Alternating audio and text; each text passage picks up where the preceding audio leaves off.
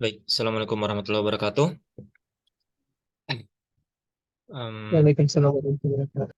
Waalaikumsalam warahmatullahi wabarakatuh. Oke, kita lanjutkan sedikit lagi ya. Oke, jadi eh, kita sudah em, sampai di penurunan hukum kekalahan momentum angular ya, atau momentum sudut. Setelah sebelumnya kita sudah meninjau hukum kekalahan energi dan momentum linear pada suatu sistem partikel.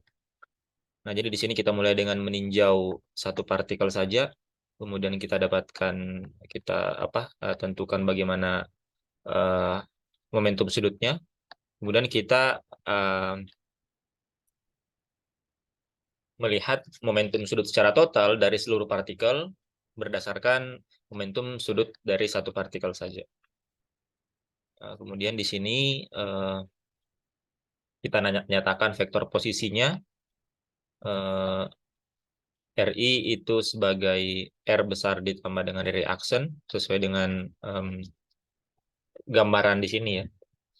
Nah, kemudian di sini kita operasikan em, operasi apa yang ada di dalamnya, dan kita dapatkan di sini eh, momentum sudut totalnya itu menyisakan dua suku saja ya, sedangkan dua suku yang lain itu bernilai nol. Nah, sekarang kita sampai sampai di sini ya. Nah, dari sini kita bisa sederhanakan lagi dia ya. Kita bisa sederhanakan lagi persamaan ini. Nah, jadi L sama dengan sigma MI RI aksen cross RI dot ditambah dengan sigma MI R cross R dot ya. Nah, di sini karena MI itu dia konstan, MI-nya bisa kita kumpulkan ke RI aksennya seperti ini. Harusnya di aksennya di atas ini. Sehingga kita bisa tuliskan menjadi di sini kita bisa tuliskan RI aksennya kita keluarkan, ini crosskan dengan sigma MI dari RI aksen seperti ini ya. Kemudian ditambah yang ini kita bisa kumpulkan MI-nya kita operasikan dulu terhadap R besar ya. Berarti di sini kita bisa tuliskan menjadi sigma dari MI R di cross dengan R dot seperti ini ya.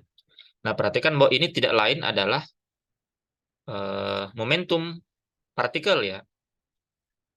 Suku yang ini itu tidak lain adalah PI ya. Sedangkan sigma MI itu tidak lain adalah M besar ya, atau massa total. Sehingga di sini sekarang persamaannya bisa kita tuliskan menjadi RI aksen dikroskan dengan sigma PI ya. PI aksen ya. PI aksen. Kemudian ditambah dengan yang ini berarti menjadi MR dikroskan dengan R dot seperti ini ya. Nah, perhatikan bahwa M-nya ini karena dia konstan ya, masa itu konstan, kita bisa operasikan dia terlebih dahulu ke sini ya. Jadi ini bisa menjadi R dikroskan dengan M R dot seperti ini. Dan ini tidak lain adalah momentum eh, central mass ya, momentum dari momentum angular dari central mass ya. Karena ini adalah M besar dan ini adalah posisi dari pusat massanya. Sehingga ini bisa kita tuliskan menjadi, ini kita pindahkan ke depan, ini tidak lain, sorry, ini adalah momentum angular dari central massnya. Ya, P besar ya. Kalau kalian bisa lihat kembali ke baris yang di atas ya, MR dot besar itu sama dengan P besar. Sehingga kita bisa tuliskan sekarang bahwa L, momentum sudut total itu sama dengan, ini kita pindahkan ke depan, berarti di sini menjadi R cross P besar ditambah dengan ini ya, RI aksen sigma dari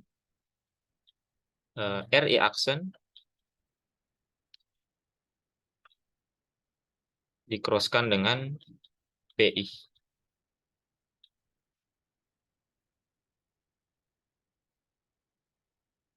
Nah, jadi kita lihat di sini bahwa momentum sudut total dari suatu sistem partikel itu merupakan total dari atau jumlah dari momentum angular dari sentral massnya atau pusat massanya dan total momentum angular dari masing-masing partikelnya relatif terhadap pusat massanya ya, karena area action itu adalah posisi si partikel ini ya. Area action adalah posisi partikel terhadap pusat massa. Jadi berbeda tadi dengan momentum total ya. Kalau momentum total tadi kan dia mana tadi definisi momentum total. Nah ini. Jadi ketika sistem S bergerak maka momentum linearnya itu ekuivalen dengan momentum linear dari seluruh partikel yang massanya terpusatkan di pusat massa. Jadi P besar itu sama dengan massa total dikali dengan kecepatan pusat massanya. Nah, jadi dia tidak meninjau per partikelnya. Dia tidak momentum per partikelnya, momentum linear dari per partikelnya itu tidak berkontribusi pada momentum linear total dari sistem partikelnya. Sedangkan momentum sudutnya itu dia berkontribusi ya, momentum sudut dari masing-masing partikelnya. Karena momentum sudut dari masing-masing partikel relatif terhadap central mass-nya itu dia punya nilai yang berbeda-beda ya. Dia tidak bisa disumasikan secara langsung. Jadi kalau kita tuliskan yang ini itu tidak lain adalah momentum angular total atau momentum sudut total dari sistem partikel. Sedangkan yang ini itu adalah momentum angular central mass-nya ya. Momentum dari pusat massa. Jadi kombinasi dari momentum angular secara keseluruhan dari pusat massanya, momentum angular pusat massanya terhadap titik acuan ya, ditambah dengan momentum angular dari masing-masing partikelnya, tapi relatif terhadap pusat massa, bukan relatif terhadap titik acuan. Ini adalah total momentum angular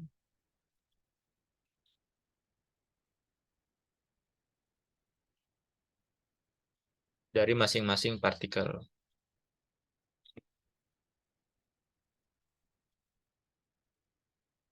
Dari masing-masing partikel relatif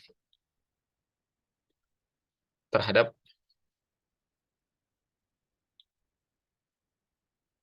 pusat massa. Atau central mass-nya ya. Jadi berbeda dengan momentum linear. Momentum linear itu dia ekuivalen dengan massa dikali dengan massa totalnya dikali dengan kecepatan dari pusat massanya. Tapi momentum angular totalnya itu merupakan sumasi dari momentum angular dari pusat massanya tersendiri ditambah dengan momentum angular dari masing-masing partikelnya relatif terhadap pusat massanya ya. Seperti itu.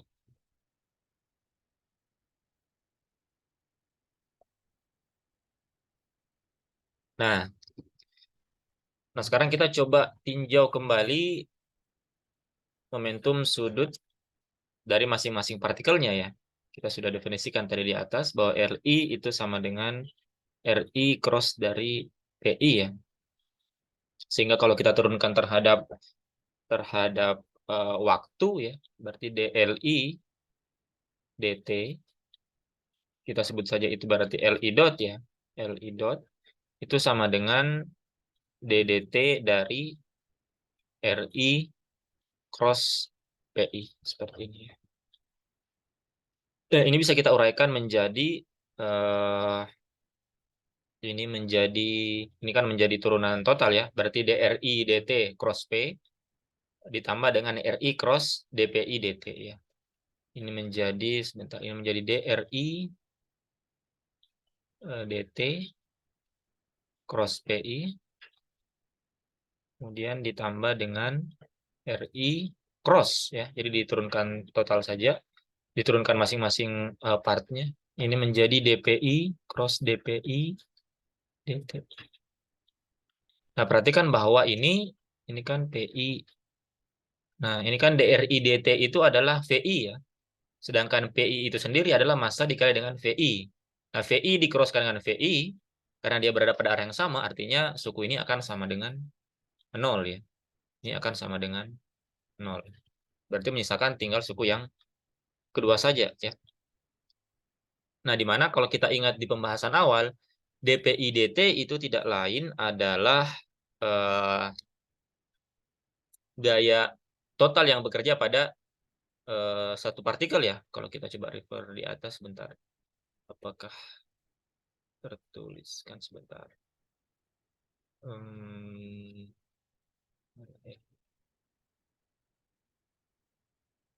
Di pembahasan. Nah, ini ya. Nah, ini.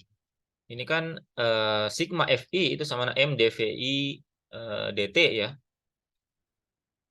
Ini kan tidak lain adalah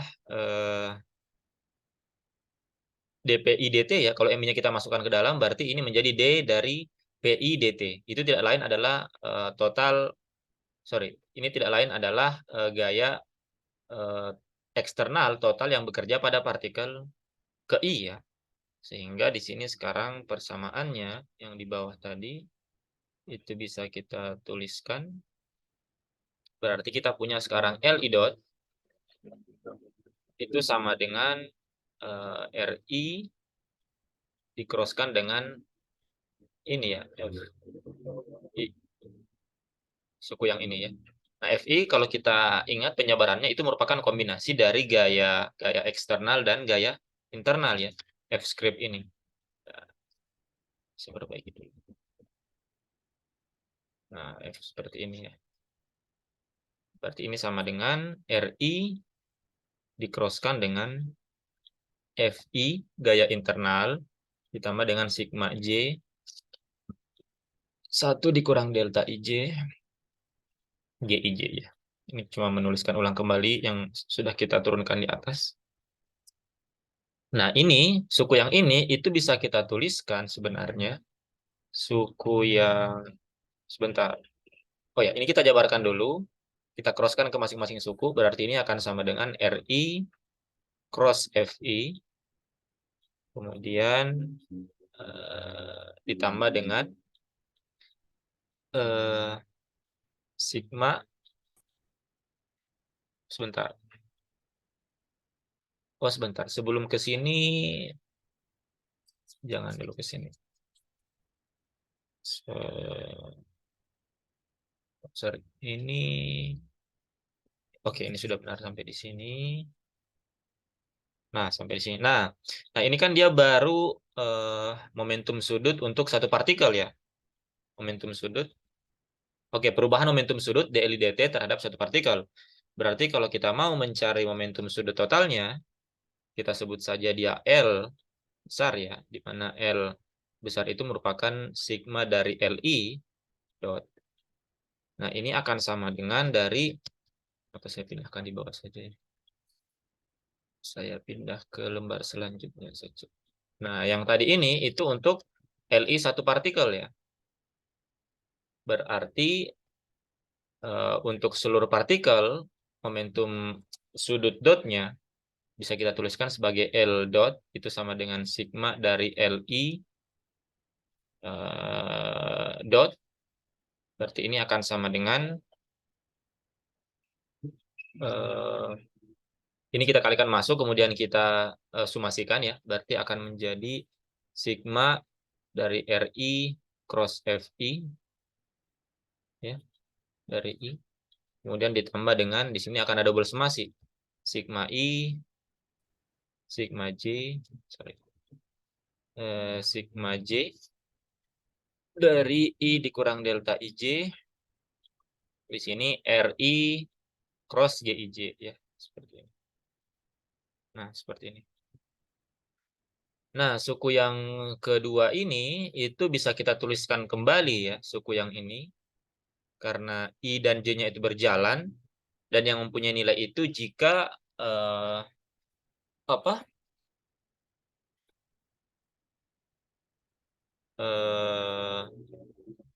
I dan J-nya itu tidak sama ya. Kita bisa tuliskan seperti ini. Kita bisa tuliskan suku yang kedua menjadi sigma untuk I dikurang J itu dari RI cross GIJ, kemudian ditambah dengan RJ cross GJI ya. Nah, kan ini untuk I kurang dari J. Akan ada lagi untuk I itu lebih besar daripada J ya. Berarti kita bisa membagi dua dia di sini. Seperti ini crossnya. Ini akan setara dengan yang ini ya. Ini tinggal kalian coba saja ya. Misalkan kalian ganti I dan J-nya dengan suatu angka. Misalkan I-nya berjalan dari 1 sampai 4. Kemudian kalian coba operasikan ini. Maka dia akan setara dengan yang ini ya. Nah, suku yang ini itu bisa kita tuliskan kembali dengan mengingat definisi bahwa GIJ itu sama dengan minus GJI ya. Jadi ingat di sini bahwa GIJ itu sama dengan minus GJI. Atau GJI sama dengan minus GIJ ya. Sehingga GIJ-nya di sini bisa kita keluarkan ya. Ini menjadi RI-nya. RI-nya bisa kita keluarkan. Sebentar tunggu. RI, oke, ini bisa kita tuliskan menjadi RI cross GIJ ya. Kemudian ditambah RJ cross minus GIJ ya, karena GJI sama dengan minus GIJ. Berarti di sini menjadi kurang RJ cross dari GIJ. Atau GIJ-nya keluar, berarti kita dapatkan di sini RI dikurang RJ dicrosskan dengan GIJ. Nah, ini tidak lain adalah RIJ ya. RIJ cross dari GIJ. Nah, perhatikan karena RIJ dan GIJ itu dia searah ya. Ya, karena vektor posisi dari gaya gaya internal itu selalu searah dengan vektor posisinya. Artinya ketika dia di-crosskan, dia punya area yang sama, maka ini akan sama dengan 0 ya. Nah, sehingga momentum sudut totalnya itu tinggal menyisakan suku yang pertama saja di sini. Berarti kita bisa tuliskan bahwa L total dotnya itu sama dengan sigma dari I RI cross FI. Atau bisa kita tuliskan ini sama dengan sigma dari NI, di mana N itu adalah torsi ya, kita sebut sebagai torsi. Atau sama dengan N besar, di mana ini itu adalah torsi. Nah, kalau N-nya sama dengan 0, jika N-nya itu sama dengan 0, N-nya sama dengan 0, berarti L dot T-nya atau L dot-nya itu sama dengan 0. Artinya L-nya dia konstan. Jadi jika torsinya sama dengan 0, atau sigma dari sumasi dari cross section dari gaya eksternalnya dengan vektor posisi masing-masing partikelnya itu sama dengan 0, maka momentum angularnya itu dia konstan. Nah, inilah yang disebut sebagai hukum kekekalan momentum angular untuk sistem S. Oke, jadi hari ini kita sudah menurunkan 3 hukum kekekalan dari suatu sistem partikel. Ada hukum kekekalan energi, momentum linear, dan momentum angular. Ya. Oke, saya kira materi hari ini cukup sampai di sini. Dan kita masih akan melanjutkan, dan materi selanjutnya akan dilanjutkan di pertemuan selanjutnya.